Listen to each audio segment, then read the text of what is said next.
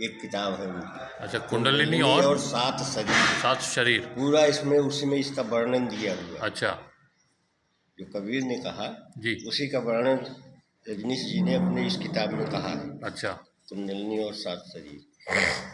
तो उन्होंने शरीर शब्द दिया जी। उन्होंने समुद्र लिया, इन्होंने शरीर लिया। शरीर क्या कहा, हाँ, इसकी 7 शरीर हैं। जैसे प्याज का लेयर है ना, जी जी जी। ऐसे ये बॉडी में 7 लेयर हैं, 7 परतें हैं उसकी। 7 परतें हैं जी। उस 7 परतों के अंदर वो ब्रह्म बैठा है। जी। अब प्रश्न ये उठता है, उन्होंने भी इन्हीं इन्हीं 7 तत्वों हाँ को, 7 माना उन्होंने, यही 7 तत्व जो है, माना। सूक्ष्म हम स्थूल आपको कारण। इसका प्रैक्टिकल भी बताएंगे जी। थोड़ा।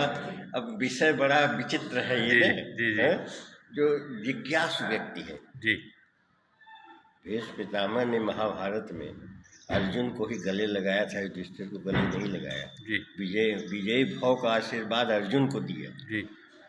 युधिष्ठिर राजकुमार थे, राजा उनको होना था, लेकिन यशस्वी भाव का आशीर्वाद दिया इनको विजयी भाव, इसलिए कि अर्जुन जो है जिज्ञासु है जी ना। जी।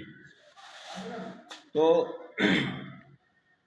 इसके अंदर जो ब्रह्म बैठा हुआ है वहाँ तक हमें पहुँचना है, अगर उसे पाना है तो जी। तो इसके लिए हमें इसके भीतर जाना पड़ेगा, इस किले को फतह करना पड़ेगा। जब इसके भीतर जाएंगे तब तो वो कौन सी ट्रेनें जो भीतर ले जाएगी? इसके लिए बहुत सारे माध्यम हैं जी। प्राणों के द्वारा जाया। प्राणायाम, श्वास ही एक माध्यम है जिसके माध्यम से आप अंदर जा सकते हो जी। और कोई रास्ता और कोई है नहीं, और कोई रास्ता नहीं है, श्वास के द्वारा ही।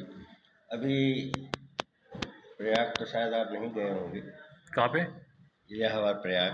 प्रयाग गया हूँ। गए हैं? मेरा तो जन्म स्थान वही है। जन्म स्थान अच्छा, मेरा वही है। तो कमला नेहरू हॉस्पिटल में हुआ हूँ मैं। अच्छा। अमिताभ बच्चन वाले उसमें ही। ये आश्रम है सोहम। अच्छा। उस आश्रम का नाम ही है सोहम जी। तो देखिए, कल हम कह रहे थे ना कि हमारी जिज्ञासा बचपन से थी, रुझान था। 6ठी क्लास से आपने बताया था मुझे। तो अब हम जा रहे थे गंगा जी, है ना, गंगा जी नहाते बहुत कम है जी। दर्शन करने की इच्छा से जाता हूँ। जी।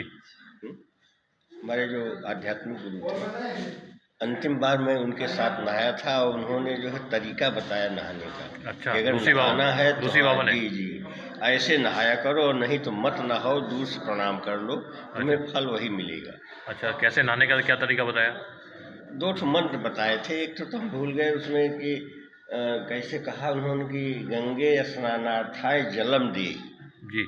गंगे स्नानार्थाय, हाँ, स्नानार्थाय के स्नान के लिए जी जलम दे, और एक क्षमा याचना था जी कि मैं तुम्हें दूषित कर रहा हूँ जी। उसके लिए वो मंत्र मुझे याद नहीं है। कोई बात नहीं कि हमें क्षमा करना, हमें क्षमा करें जो हम जो है अपने शरीर की जो दूषित वो है हम अपना मैल तुम्हारे अंदर जो है छोड़ रहे हैं।